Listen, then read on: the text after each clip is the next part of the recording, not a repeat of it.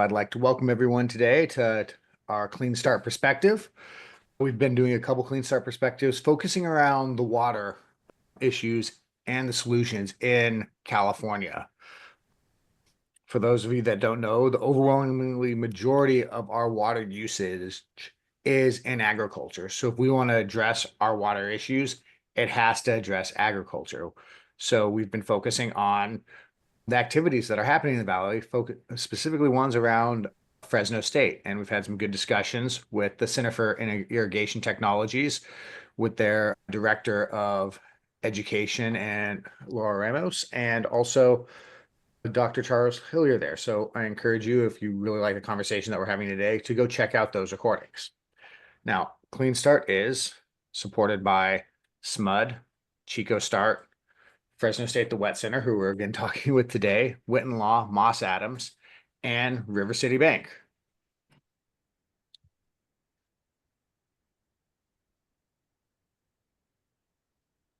All right, so I would like to welcome our guest today, Eric Haddon, Executive Director of the Wet Center at Fresno State. Eric Haddon has a history of working on projects in the Central Valley around water and agriculture, and has been a big supporting partner of Clean Start here for the past several years. We've gone down to the Wet Center and seen a lot of cool things that they've done, but so I don't butcher all of it, I'm going to let him introduce it and talk more about what they do, and then I've got some good questions. Awesome. Well, Thomas, thank you so much for that introduction, and it's great to be with all of you this morning. And I do just want to start by, again, and we'll get into this as we delve more into the conversation, but I want to highlight what great partners you and Gary and Clean Start, the entire team, have been for us in the Wet Center. And one of our keystone projects, the Blue Tech Valley, which we will get into a little bit later, but just a great team to work with. And you all are doing such tremendous work helping to promote the transition to clean energy throughout the Sacramento region, and then collectively throughout the Central Valley as well. And so we're just so excited to be partners with you. But yes, as you mentioned, I am the Executive Director of the Water, Energy, and Technology Center, Wet Center, here on the campus of Fresno State. We are a business incubator and accelerator, really focusing in the areas of ag tech, clean tech. We recently branched out into food for the first time, which we can talk about. But we are here, in the way that I talk about our center is really being at the intersection of business and academia, all for the greater economic development of the Central Valley region. One of our key objectives is to bring entrepreneurs to our region, introduce them to the resources, the connections, the things that will get them to stay here to start their businesses, and aid them in the growth of those businesses along the way. Because I believe that to really see a change in the economic conditions, not just of Fresno, but of the greater Central Valley region. And I want to talk a little bit about that too, because there are a lot of similarities geographically, depending where you go, whether it's 60 miles south or 60 miles north, the challenges look very, very similar. But we are here to bring these people, to give them the resources that they need to help them develop their businesses so that they can become that next great level of economic development for our region, which we so desperately need. Entrepreneurship here looks different than it does in other parts of the state. And one of the programs that Clean Start's involved with us is the Blue Tech Valley. And again, we'll talk a little bit more about what that means and the impact that it's had over the last several years. But entrepreneurship in this region of the state is often overlooked. Certainly, it's popular in the Bay Area. It's certainly popular in Los Angeles and in San Diego. But when you look at the Central Valley and you look at sort of the furthest ends of our state, the central portion of our state, it's often overlooked. And that's one of the great advantages that we have, is being able to connect these people with the resources and the expertise that they need to scale their businesses in areas that really need to see this type of economic growth. So, but yeah, certainly water is a big part of what we do as well, being in the Central Valley. I mentioned ag tech. Ag as a economic engine is absolutely massive in the Central Valley. In Fresno County alone, on an annual basis, it's anywhere between $8.5 billion to $8.4 billion. And that's just in Fresno County. That's not counting Kings County or Tulare County or Madera County, where those figures are very, very similar. And frequently we are jostling between the number 3 and the number 1 ag producing county with some of our neighbors, just depending on the year and the type of crop. And so on the whole, it represents about a $50 billion industry for our Central Valley. So with that in mind, a lot of the technologies and a lot of the entrepreneurs that we're looking to bring here to the Central Valley will cater to that ag market. Water, of course, is one of the most critical, if not the most critical, input in farming. And there have been a lot of challenges lately, both in terms of legislation that's come down from the state, which I'm sure has been touched on in some of the earlier conversations that you've had with Dr. Hillier and Laura Ramos at CWI, but also from climate change as well. We're in a period of big transition. And so you've got a regulatory environment that is not necessarily particularly friendly to ag, in combination with Mother Nature, who's giving us some challenges as well. This has historically been some of the most productive ag land for the last century, but that's changing. And we as a valley need to change as well. And entrepreneurship and ag tech can really help us in that area try to maximize what has been our pardon the pun, bread and butter for the better part of 100 years. Like I think talking about how big, I guess, California's agriculture is and the people that you want to bring together on it. The Central Valley literally extends from, I think I'd say, Bakersfield all the way up to Redding, which is beyond Chico, with ag land and agriculture of all sorts. And I feel like most of them are, they're in need of water innovation. So when someone does have, an entrepreneurial idea for addressing, water usage in agriculture, what are some of the first steps they should take if they want to see that idea move forward?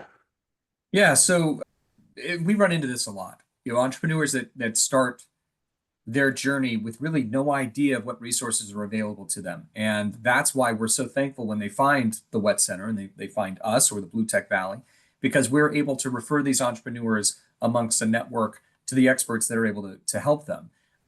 It is not uncommon that we reputationally find that the Center for Irrigation Technology is a big pull for entrepreneurs. They've heard of CIT. CIT is, and I'm going to butcher the figures, but I believe it just celebrated its 40th anniversary. I think that's correct.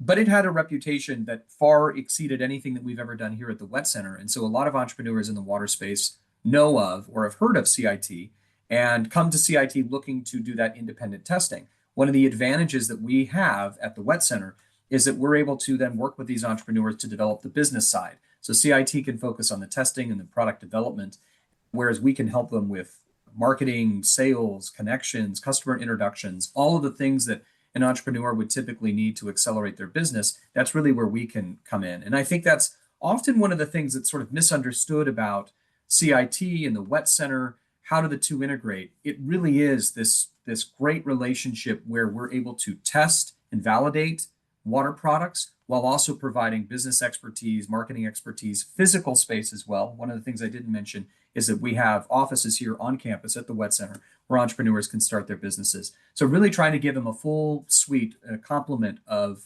things that they would need in order to accelerate their businesses. But that is, I really do think, kind of our niche is we've carved out at this university, and it was intentional. We had a university president about 20 years ago that planted the flag and said Fresno State needs to be an institution that puts water at the forefront of everything that we do. Again, recognizing the connection between water and how valuable it is for ag. And that, I think, has paid off. Reputationally, we have a great position in being able to represent Fresno State as a place that you come to learn about water innovation, water policy. You come to educate the next generation about how important water is, excuse me, and the challenges that we're facing now. And that's one of the things that makes this so great. I know this doesn't necessarily touch on your question, but I try to emphasize this as often as I can because Fresno State is one of only 23 CSU campuses throughout the entire state of California. So having an institution like this right here in Fresno, in the Central Valley, is so critical because it does serve as this connective tissue for all of these people and all of these things and all of these resources to come together at one place. And I've been here for about a year and a half now. And in that time, I've seen delegations from the state of California, delegations from Romania, from Georgia, from all over the world who have come here to this university to sit and learn about water and water issues. We recently had a gubernatorial candidate who came to do just that, to spend time with us and talk about water policy, and water innovation. And so we as an institution have made a point over the last 2 decades to really say, when you think of water, think of Fresno State. Now, granted, there's some other institutions in the CSU system that are doing great work in that space as well. There's some folks in San Luis Obispo. I'm not going to mention their names. We probably all know who they are. But it's really a great advantage to have one of these institutions in your backyard doing this type of work.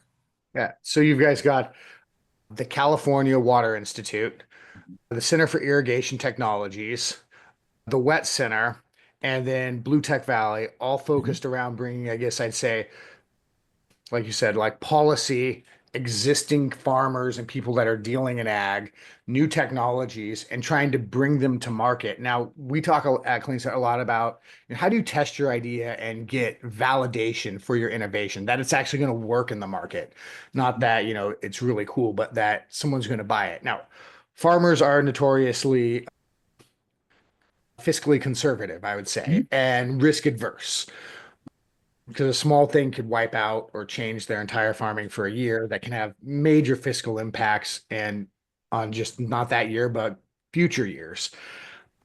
How do you try to, navigate this space where you have typically risk adverse farmers with a lot of entrepreneurs that like want to try some really cool stuff, and like, if I just can validate it on your farm, I might ruin it for 1 year or a half. How do you navigate that space between them? Yeah, great question. And you're absolutely right. And one of the things I just want to take a step back and talk about the types of entrepreneurs that we bring to the Central Valley. So one of our flagship programs here at the Wet Center is called Valley Ventures. We are the longest running accelerator program in the Central Valley. We just completed our 8th cohort a year ago. In fact, a year ago today was our pitch contest. Thomas, Gary, you were both there. Thank you again for coming, and we'll see you in the fall. But we're actively recruiting right now for our 9th cohort, which will take place in September and run through the fall. When we look at the composition of the people who have historically been through the program and were in the program most recently, they're folks with amazing ideas and great academic and professional backgrounds. We had people from UCLA, Vanderbilt, Cal Poly, Stanford. We didn't have anybody from Fresno State, and that's something I'm working to change. But we had these great people and international entrepreneurs as well. We had a gentleman from Canada join us. We had a gentleman from South Carolina come out as well. One of the things that I like to make clear to them is ag is a different market. And Thomas, you touched on this. Farmers are notoriously risk averse, and they don't have time to bet the farm on something new and innovative that they're not going to immediately see a clear ROI on. This isn't software. You don't have the ability to iterate in a matter of weeks. This is seasonal. So if you screw it up, you've lost. And that is really so challenging. And it does, rightfully so, position the farmers in a different category. And I've had farmers tell me before, I have people approach me every single week with a new widget or a new technology that's going to do this or that. What I need to see is something that works. Show me that it works. And so that validation component is absolutely critical. And it's one of the areas where we have a really unique advantage. So Fresno State was built a century ago on what at that time was purely agrarian land. It was out in the middle of nowhere. Now, in that last 100 years, the community has sprung up literally around the university. So we have a 1,000-acre farm here on campus. But what 100 years ago was a 1,000-acre farm in the middle of additional farmland is now a 1,000-acre farm in the middle of neighborhoods and urban development and freeways and shopping centers and everything else. And the advantage of that is that the public has an opportunity to see on a firsthand basis as they drive down some of the most trafficked streets in our community, the things that we are growing and the technologies that we are using. Of that 1,000 acres, we have devoted 6 specifically to pilot site demonstrations. So taking these new and innovative technologies and giving them the space to fail, and if they do fail, or succeed, I should say, but if they do fail, they fail in a contained environment. And we're able to, without a significant economic impact to a grower, we're able to test and validate these technologies. Now, it is a working farm. I mean, the advantage and the objective of the farmland here in Fresno State is to make a profit. It's to give the students hands-on physical experience in what they will be doing in their careers in the ag space. But we're able to do it in a place that allows the entrepreneurs to collect a massive amount of data as to the success or failure of their product. And we can do it in an environment that is safe and contained and doesn't directly affect the bottom line of a farming operation. The other advantage that we have as an institution, and this goes back to the reputation that Fresno State has intentionally cultivated, is with the grower community. They turn to us to say, what are the new technologies? What are the new innovations that you're seeing that are on the forefront and horizons that you have validated, that you're willing to say, okay, you need to look at these. And that automatically puts these entrepreneurs at an advantage because they have the reputational backing of Fresno State to tell the grower community, These are things that we have tested, we believe in. And I will say, one of the things that we run into occasionally with entrepreneurs is they come to the university and they expect that if they do a test here on our 6-acre plot, they will receive a certificate with the bulldog stamp on it and the signature of the bulldog mascot, a paw print maybe, and you can use it in all your sales literature, and it's just this tremendous piece of selling material. That's not what we do. This is about scientific validation. So if you run a test here, what we are going to test for is a specific set of variables and data, and what will be provided to you is a report that shows that experiment was either accomplished or the experiment failed. It is not about endorsing products for the sake of endorsement. It is about providing the scientific data that will show not only the entrepreneur, but potential customers, and really the world at large, this thing claims that it either does or does not do what it is supposed to. So I do think that's a big part of not only preserving the reputation of CIT and the Wet Center and all of the work that we do here, but really kind of letting entrepreneurs know at the forefront, this isn't simply about endorsing a product. That is actually the opposite of what this is. This is about scientific data leading that conversation. And if it works the way that you expect and the way that you sell your product, that'll be validated in the data that we provide you. And then you can go to the grower community and start there. But Fresno State, that is a significant advantage that we have, is the ability to test here on those 6 acres. I will say the other thing that we've done as well, and this has been very intentional. I've talked about 1,000 acres and only 6 of that is devoted to pilot site demonstrations. We have gone out of our way to cultivate relationships on the junior college level as well. There are a lot of JC institutions around here, College of the Sequoias, Reedley College, that are at the JC level that also have small scale working farms. And so to take these entrepreneurs and show them other potential sites for pilot site demonstrations other than Fresno State that are still local, that are drivable, that you can reach within 45 minutes to an hour of being based here at the Wet Center, for example, is a huge advantage. Yes, Fresno State is the leading institution when it comes to ag and farming, but those 6 acres can fill it very, very quickly. So to give entrepreneurs alternatives that allow them to stay local, stay connected to the growing community, and expose students at the JC level to these new and exciting technologies has been a key part of our mission at CIT in the Wet Center. So how much of the 6 acres or the farming at Fresno State is dedicated to wine, to grapes and hops? That's a great question. I don't know of that I don't know. I can find out. Clearly, that's the most interesting thing. And I mentioned the pitch contest that we did last year to celebrate Valley Ventures. We held that at the Fresno State Winery as well. It was beautiful. Thank you. I appreciate that. It was a little warm on that day, and funny enough, it's getting warm now too. But that is a really kind of unique thing about our campus as well, is that we have an enology department and a viticulture department on campus here. We have an on-campus winery where the next generation of winemakers can come and hone their craft on campus. And yes, you can see the vines as you go up and down Barstow, which is one of the main thoroughfares here. But I'll have to find out on a percentage basis what that acreage represents for wine grapes. And you start to see how, pairing it with food and adding food to your ag kind of makes a lot of sense. Now, also, let's talk about these farms, the entrepreneurs, they need investment. Mm. And, just kind of in the energy area, it's the same. Whereas, you got to test something. It takes time. There needs to be a type of capital that really understands what agriculture innovations need. How have you tried to, connect that or educate investors or connect investors with the innovations, or is that type of capital just not one that you think works particularly well for agriculture innovation? It's a really interesting question because it's something that we've been thinking a lot about here specifically, and trying to garner more investor attention in ag tech and what ag tech is doing. And because you're absolutely correct, I think that is one of the biggest pain points of entrepreneurs that we run into here at the Wet Center and who come through our programs are facing, as are most entrepreneurs, but really in ag tech, especially in clean tech. Where am I going to get the money? Where's the investment going to come from? And so a big priority for us has been educating the public and the investor community as to the types of entrepreneurs that we're seeing, the innovations that are here. Locally, I think there's an appetite for that, and we're just now scratching the surface. In fact, there are models at other universities, the Carlson Center, for instance, and some of the work that they've been doing at the Hot House in Cal Poly, where they have brought investors in, educated them individually on the types of innovations that they're going to see, and they essentially raise a fund and allow these investors to invest in these companies. And that's something I'm very interested in doing. And we're kind of in the early stages of looking into what it would take to do that here at Fresno State. We're also seeing regionally interest in the ag space as well. There is a VC firm that sprung up last year. They've rebranded now, The Reservoir, which is doing some really interesting things in the space. I think that we're all watching intently to find out how that's going to play out and whether or not the appetite is there, but it's definitely needed.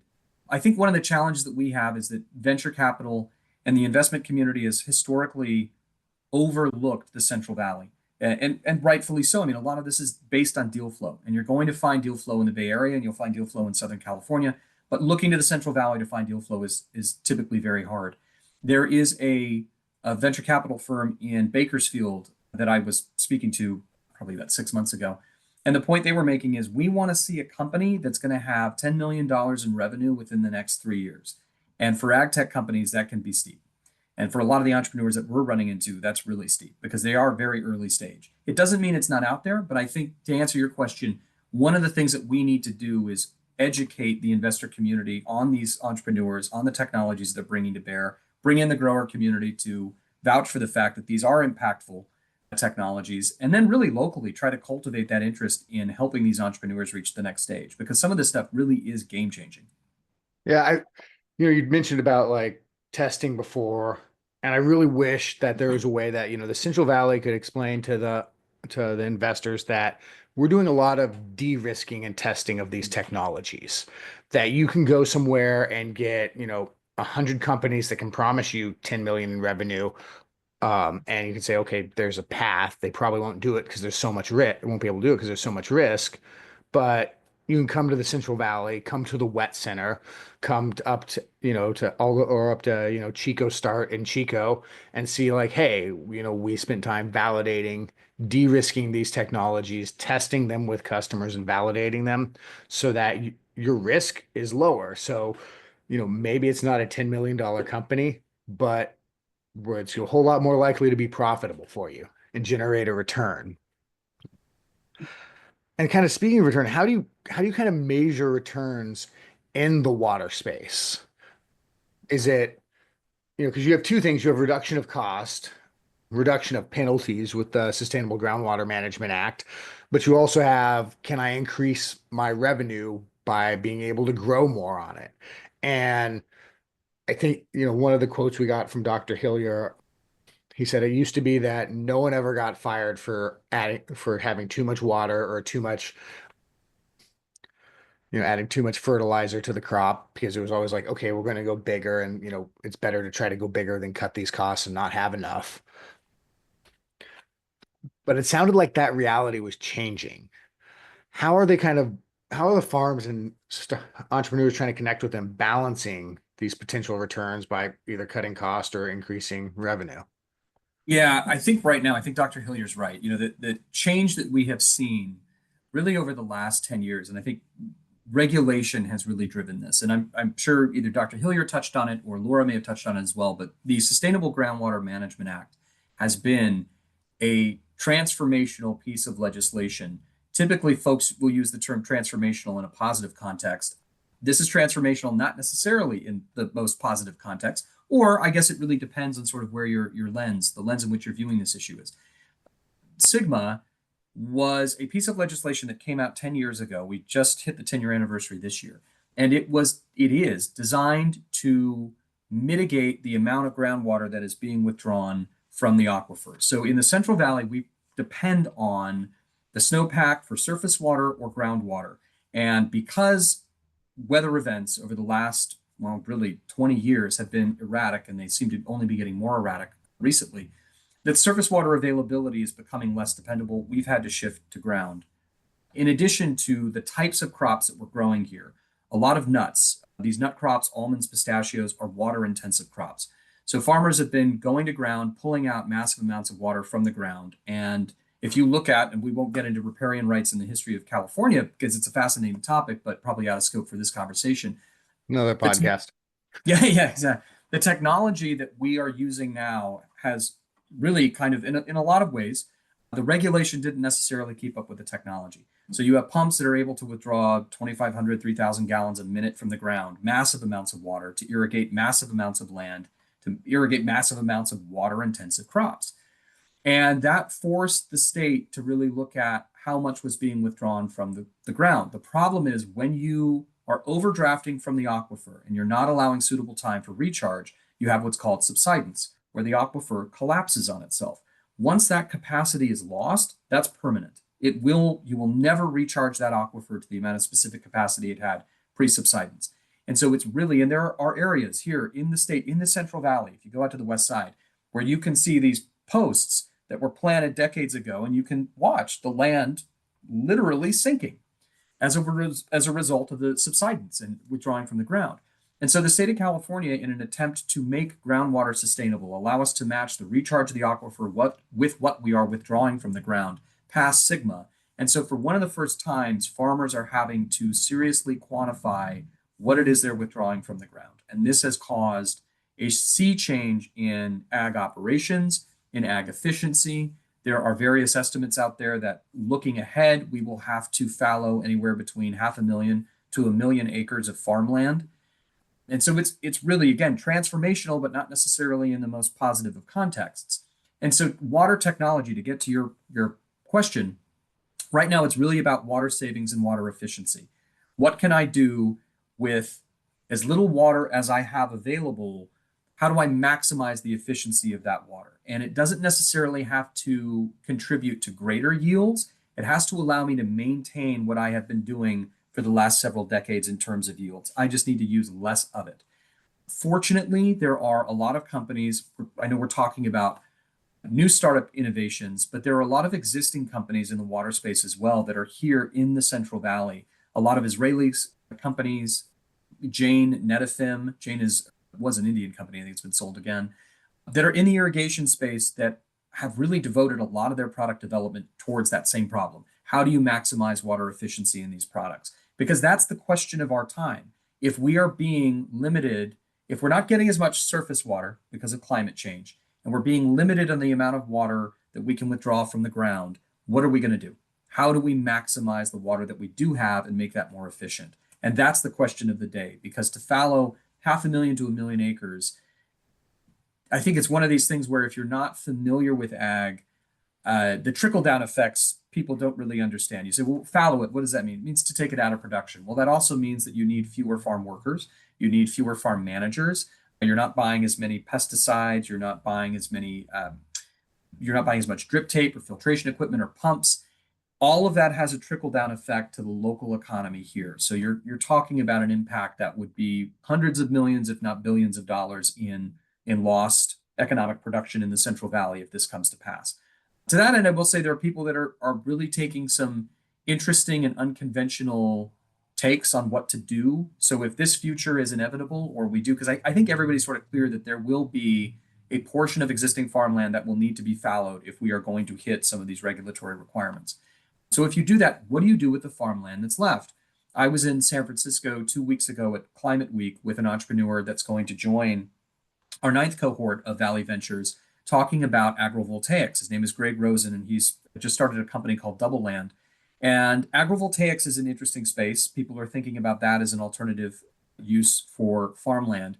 His system, what makes it so unique is that it's modular, it's movable. So non-permanent installation, you can either farm cover crop underneath the install, or you can pick the install up and move it. So move it over a different increment. That flexibility of a system like that is tremendous. So if you're no longer able to grow on the land, but you need something economically productive to do with that asset, this could be a great way to do it and permanently, non-permanently invade the land and allow you to go back at a time that you can do that and repurpose the farmland. The other interesting area that folks are investigating is mezcal, which is the primary ingredient in tequila. It's sort of like champagne. You can't call it champagne if it's not from the Champagne region of France. You can't call it tequila unless it comes from Jalisco and Mexico, but you can use mezcal, which is historically not a very water intensive crop. And so there are some growers that are very serious people. I mean, this isn't just being presented as a one-off, but some very large operations. and some very innovative folks in farming that are thinking that we in the Central Valley could become the mezcal capital of North America by doing this as an alternative. But it's a serious question. What do you do with this farmland? How do you maximize the water that you have now? How do you make it as efficient as possible? What are we going to do with the farmland that exists here? What alternative uses are there? And what's the economic impact of that going to be to the Central Valley long term? Well, I'd say, welcoming Mexicans, their food and their drink has been one of the best decisions we've made ever as Californians. So I look forward to mezcal It, coming to here with it's avocados and things. it's transformed our Central Valley. I mean, that's yeah, there's no doubt about Yeah. that. I wanted to share this picture that I saw when I was in college about subsidence. Hmm. Yeah, okay. This yeah, And there you go. that's a pretty, someone talking about it in 1977, Yeah, showing it off. So you can imagine it probably has not gotten better. no.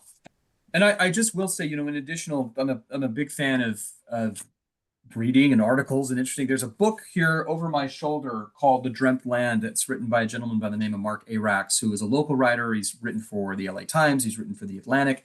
He did an article for the Atlantic. Oh gosh, it's probably been about 3 years ago now.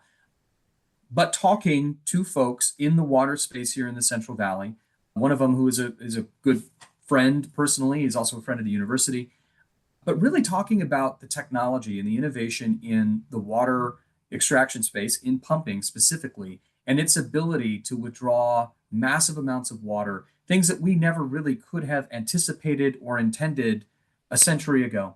And truly, the technology has outpaced the regulatory environment, but we're able to grow things in parts of California that we probably shouldn't. But the technology's enabled us to do that. So we have. But now I think as the environment is really starting to shift, and Mhm. I mean the literal environment, we're having to make some interesting choices. I want to go back to agrovoltaics because that is something that we've been kind of excited at CleanStart because the ability to incorporate, energy generation in land and still have it available for its initial primary uses, whether that's farming or other types of agriculture. We've seen some vertical two panel, photovoltaics working as fences and, I guess whatever you call cow farmland. That's your land. Yeah. And then we've also seen some cool things come out of different universities of trying to put solar on farmland. And I think last time I looked it up, agriculture in the Central Valley uses about 7% of all the state's energy, which is pretty significant. Now, are you so when he's looking at making these agrivoltaics, has he worked with the utilities around it, or is he just specifically focusing on the farmers? Do you know? I think he's trying to decide what the best way to go about doing this. Right now, it's very, very early stage, which many of the entrepreneurs that we run into are. But I think he's investigating both avenues. He has a pilot installation in Marin County right now on some farmland, very small scale. So there he's just been working directly with the farmer, or as I guess in this case he's a rancher. But that is the question. Do you do it, ahead of the meter, behind the meter? Are you going to just simply power things on the farm? Are you going to try to work with utilities to send the power that's generated back to the utilities? All of that I think is very much up in the air. This is one of my least favorite expressions, but I'm going to use it anyway. It's early days. And so yeah, I don't know that he even knows the answer to that question yet, but I'm very curious to see what the solution is. And a big part of doing that is bringing him here to join this cohort to talk to the ag community specifically. What do you want to see from an installation like this? How, from a Mhm. design perspective, can we make it work with what you're doing now? From a energy generation standpoint, what makes the most sense? Should we have battery storage? Should we be pushing it back to the utilities? How do we answer these questions? And that all goes back to one of your earlier points about validation. That really is what we're trying to do, to bring them here, to expose them to ag, to validate these products, and then to hopefully answer some of these design questions that will influence the future of this product. Also show them that, like, in Central Valley, yeah, we're about ag, but down there you've got your, you know, the Bulldogs and the big stadium and the D1 events for college, which I know Sac State is, has the goal of eventually moving to D1 and bringing in some big things there. But there's a lot of things going on. You've been talking about water and ag, but then it comes into the water and energy nexus. One of the reasons that we focus on working with groups. Well, why you focus on working with groups like us? Because it's important and it's all coming together. What are either some technologies or some things that you're most optimistic about? I really do think the agrivoltaics play is really interesting. I just think the need is there. And if we can educate the grower community, the ag community about the impact that these systems could have on their operations and adapting to the future, I think that's really interesting. There are a lot of products in the water space. I think you've had Joseph Gallegos on a previous Hmm. podcast before a video cast. He's an entrepreneur that I really enjoy because he's doing a lot of work in, again, trying to answer the question of how do you take water? How do you make water more efficient?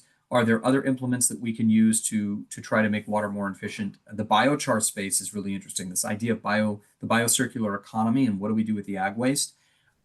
That's fascinating as well. There's some institutes that are further north of us, Beam Circular in Stanislaus County, that's doing a lot of work in that space because part of this is what do you do with ag waste once it's generated?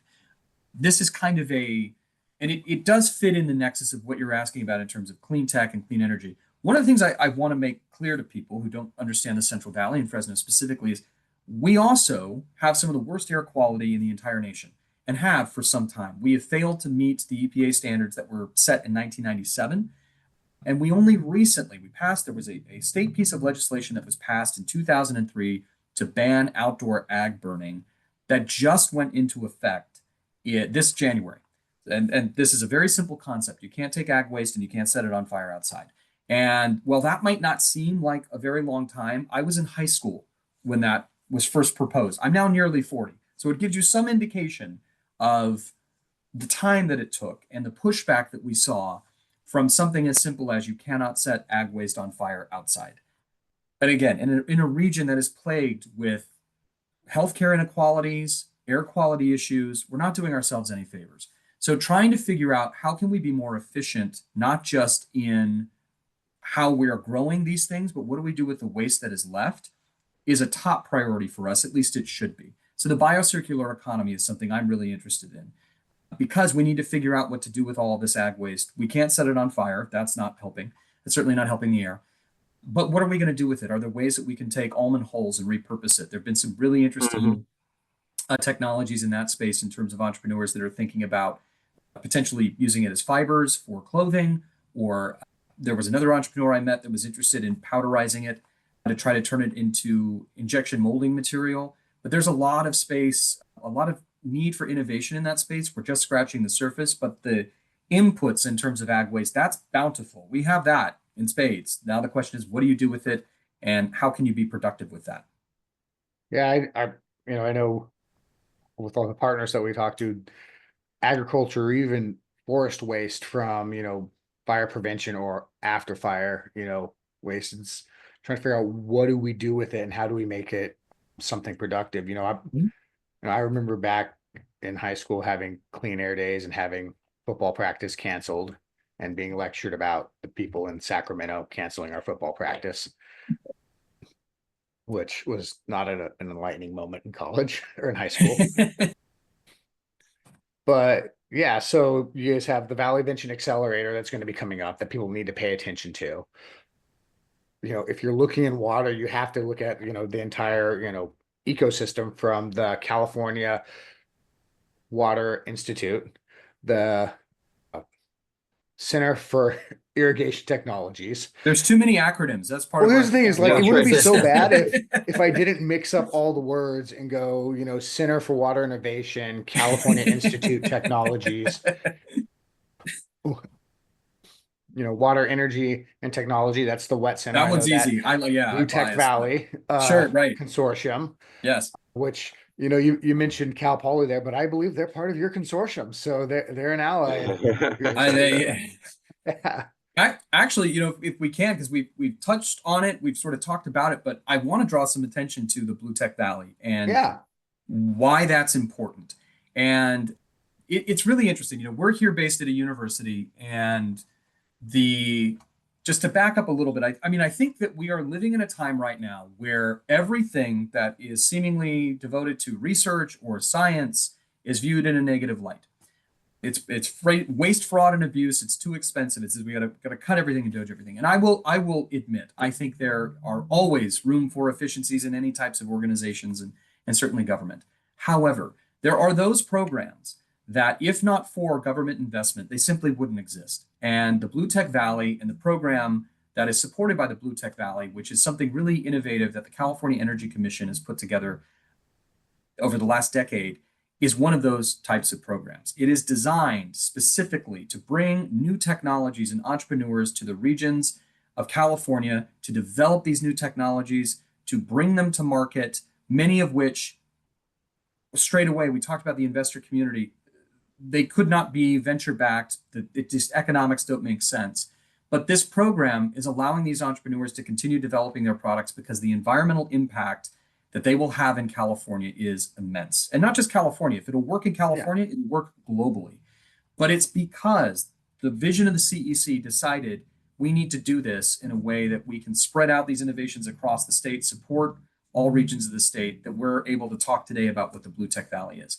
And so the Blue Tech Valley represents one portion of this program. They're called Regional Energy Innovation Clusters. There is one in the Bay Area. There's one in Los Angeles at the Los Angeles Clean Tech Incubator. There's one in San Diego. And there's one here in the Central Valley that covers that territory that you were describing earlier, from Bakersfield all the way up to Humboldt. That is the Blue Tech Valley. And it is some of the leading institutions within that span that have come together to support these entrepreneurs and support these innovative clean technologies to help bring them to market and help California hit our ambitious climate goals, all of which are necessary. I mean, I talked about this earlier. You know, you can believe or not believe in the science, but the reality is, in this region, we need these things probably more than other parts of the state because we are often overlooked and we have some problems like air quality, water availability, where when you talk about the impacts of climate change and what it means on underserved communities and health disparities, they're right here. The folks that I was talking to in San Francisco 2 weeks ago, and I love San Francisco. I went to school in the Bay Area. My father's from the Bay Area. There is a disconnect. You know, these things are more academic. They're not lived. They're not, I can go right outside this university and the impacts of those problems are very, very clear. And so being able to bring these technologies and these entrepreneurs to the region of California that needs it most, that is most overlooked by the rest of the state, is massive. And again, if not for the state of California and the CEC investing in these types of programs, these innovations wouldn't happen. So, right. And you know, it's just so critical. I don't think you can really like harp on it too much. I was also at Climate Week and I went to some of the innovations in water discussion to talk with them, and zero of their presentations involved ag. And as we noted, ag, which is in the Central Valley, which is the BTV region, uses the majority of water, 7% of the energy. And if you want to talk about things that impact the entire state and everyone who, you know, every single ratepayer in it, it's the food that's being developed, their access to water, and their ability to efficiently use energy. And I'd say, you know, thanks to the, you know, Blue Tech Valley support, CleanStart has been able to go from Humboldt down to Fresno and talk with people about the opportunities that are in it and why, you know, you can build a company right here because you have the people that are using it right here. You can validate it right there at the wet center. And the impact that that has had in keeping companies here and growing them naturally here. Right. It's, you know, it becomes so much more real when you're connected with the stakeholders. Yeah, absolutely. And the fantastic companies that we've seen come out of, you know, the Wet Center and BTV, and, you know, the growth that, you know, the BTV support has had in building not just, you know, the Sacramento ecosystem, but all the way up, I'd say, to Chico and Humboldt even has been important for, I think, putting a lot of our cities on the map and giving people the support they need, not to just do the, you know, the technology and policy, but the validation and commercialization of it. So I thank you guys for your support. Oh, absolutely. I know, Gary, you're chiming in there too. I know I'm preaching to the choir, but I do think it's important to just highlight how impactful this program has been. I think I'm from the Central Valley. I was born and raised in Fresno. I did go away to go to school, but I came back, and I can say as a native Fresnan and a native Central Valleyan, I guess if you want to call it that, we we often do feel as though we've been left behind by other parts of the state, certainly by the larger metro areas. And it's you sort of understand it. When you go there and you look at Los Angeles, I've been to Los Angeles probably more times in the last year than I have in the last 5. And you go to LA and you look at the built environment there and you go, yeah, no wonder they don't understand the problems that we have. There's nothing comparable in the metro area of LA to what we're talking about on the other Right. side of the grapevine. And so you think about these things, you live a different life. Yes, of course, it's not top of mind. But the point is, we in the Central Valley, as a result of feeling as though we're overlooked, have often felt that we need to solve these problems by ourselves. And the challenge with that is that it probably takes a lot longer than it should because we are being so self-reliant. But the program like the BTV has been so critical in allowing us to connect resources that exist up and down the central part of the state, up and down the Central Valley, and bring them together and bring them to bear. I touched on this earlier, but I do think it's interesting, and it's just an observation that people regionally in the Central Valley tend to think that the problem that exists here, I'm going to use Fresno specifically, the problems that we see in Fresno are uniquely our own and are not shared by our neighbors to the north or south. And you look at the employment data, you look at the economic data, you look at college attainment data, healthcare outcomes, they're the same.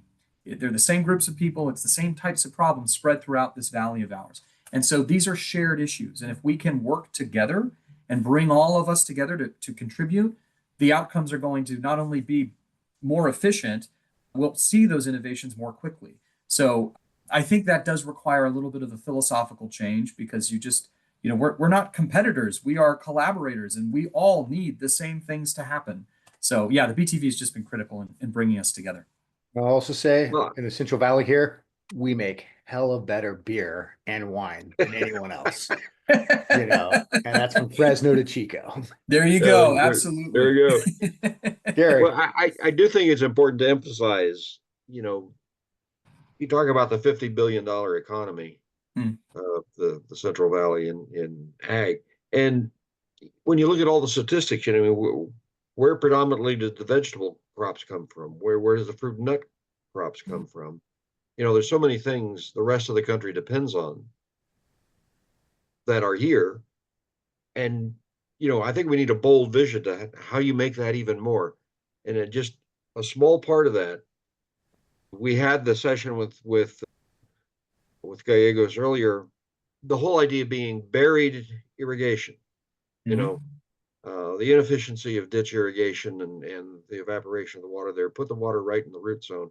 Now, here in the Big Tomato, if New York's the Big Apple, Sacramento's the Big Tomato, there's so much tomato growing here. And increasingly, as I drive around, they're using buried drip irrigation lines, just exactly what Lewis was talking about. And it's a miracle because when you looked out on these crops before and all the ditch irrigation, the whole field was wet. So much of that is wasted. Now you look out and I can see there's a little bit of moisture at the end of the irrigation line, but the plants are growing like wildfire. I mean, this has really turned things around in this area to, I think, solidify this as a tomato growing area for a long time. Now, finally, it's making sense in a low water environment. Mm-hmm. And soon we'll have mezcal. Yeah, right. Well, that's again some very serious folks talking about that. I will. That, what you were talking about on agrivoltaics. People should look at the thing that the perspectives we did with Emergy, which is extracting electricity from the water flows in irrigation canals. That was remarkable how much energy you could get out of that, and floating photovoltaics in the canals themselves. At any rate, great opportunity. Not as sexy as building the next Candy Crush, but it's not a social media network. We're not going to compete with Facebook. I will say this though, one of the things that I've always known, but then you talk to these people and you work with them, there isn't a community that is more interested in being sustainable and being efficient than the ag community. because they are directly connected with the land, and they appreciate that their ability to feed the world. And that's what this is. It's the capacity to be able to feed the world at a time when we're looking at the global population exceeding 8 billion, going to 9 and 10. How do you do that? The other challenge of our time is how do you feed the world's population? But there isn't a community that's more invested in using the land sustainably and efficiently than the ag community. And so I think at times there can be this sort of conflict between, and I'm going to use this, it's a pejorative term here, Sacramento, and what Sacramento wants for the rest of the state. But the reality is that we can all work together to do this. The folks in the ag community care deeply about sustainability and about the future of these lands and how do we do it productively, but also how do we answer the challenges of our time, feeding more people while using fewer inputs and continuing to make California and the Central Valley a sustainable ag region for the next 100 years. And defending Sacramento, the people you don't like in Sacramento are the ones that you guys voted for. So, yeah.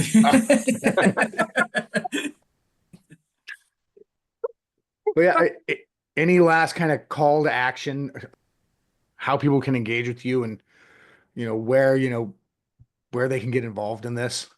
Yeah, certainly. So if you want to learn more about the Wet Center and who we are and what we're doing, you can find us online at wetcenter.org, O-R-G. And that's a great portal and starting point for any of the things that we've talked about. You'll find my email address on there. You'll find our general mailbox as well. But if you've heard something today and you want a connection with the California Water Institute, or you want to talk to Dr. Hillier over at CIT, you can still visit wetcenter.org and email us, and then we'll point you in the right direction. And really, that's true of any of the topics we've covered. So if you want to talk to Greg, for instance, at Double Land, or Joseph Gallegos, I'm happy to put you in touch with them. The Wet Center, again, I view it as not just a point of intersection for all of these things, we're a point of connection as well for all of the resources and people that are doing this work. So send us a message and we're happy to connect you to whomever. All right. I think that's a good one to leave it on. I see someone asking if you could talk briefly about the SGS conference. Yeah, thank you for bringing that up. So the SGS conference, and this is interesting. I mean, we have rightfully so talked about energy and ag tech, which are really kind of the core components of what we do. But we are also involved in a grant with the California Office of the Small Business Advocate that is enabling us to engage with a lot of other community organizations that are working with entrepreneurs in the segments of entrepreneurship that a lot of folks would consider to be more traditional. So maybe you're starting a food business, or you're starting a clothing company, or a car detailing business, something like that, which would traditionally be outside the scope of what we're doing at the Wet Center. But this grant has allowed us to partner with other institutions in the Central Valley that are supporting these entrepreneurs. The Start Grow State Conference is a first event for us that we're hosting on campus here at the University Business Center on the 21st of May, starting at 12:30. And it is a celebration of all of the entrepreneurial activities that are going on in the Central Valley, from the work that we're doing in the BTV to the work that the Fresno Area Hispanic Foundation is doing to support food vendors, our SBDC office and what they're doing to support entrepreneurs. We're bringing all of those folks here to campus to have a afternoon of celebration that will be capstoned with the opportunity to give away $75,000 in non-dilutive grant funding from the California Office of the Small Business Advocate, CalOSPA. So that's a big first for us. Typically, we don't have the ability to offer such grants, but CalOSPA, again, is making that investment. The state of California, recognizing that supporting small business and entrepreneurship is so critical, has made that investment, and that'll be our capstone event starting at 3 o'clock on the 21st. So right now, we're going to have between 5 and 6. We're winnowing the field down now. We had a record number of applicants, but we're going to have anywhere between 5 and 6 people present and pitch for the opportunity to be our recommendation to the state of California to receive this grant funding. So we're really excited about that. But again, May 21st, everybody on this webcast is welcome. I'll be pushing out a link where you can register for tickets, but we'd love to see you on campus on the 21st. We'll also push that out through our networks. And with that, I'm going to wrap it up. First, I want to thank Eric Hayden for joining us today, and the Wet Center for donating his time and the chance to get to talk about all the cool stuff that we've done through them with Blue Tech Valley. Also, I want to thank our sponsors and our supporters. That's SMUD, Chico Start, Witten Law, River City Bank, and Moss Adams, and of course, the Wet Center. And I want to invite people to our next Perspective event on May 29th. the startup rewriting the rules of power conversion.